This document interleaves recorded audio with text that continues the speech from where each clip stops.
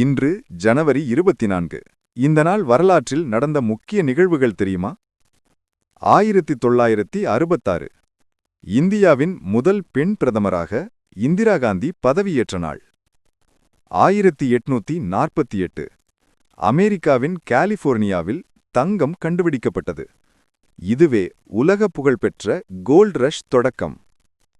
1915 Winston Churchill Britain கடற்படை அமைச்சராக பொறுப்பேற்ற காலம். 1984 அமெரிக்க நீதித்துறையில் ஒரு முக்கிய வரலாற்றுச் சாதனை பதிவு செய்யப்பட்டது.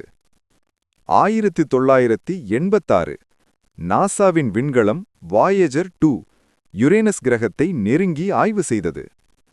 1959 ஹாலிவுட் திரைப்படமான பென்ஹர் உலகம் முழுவதும் பெரும் வரவேற்பை பெற்றது.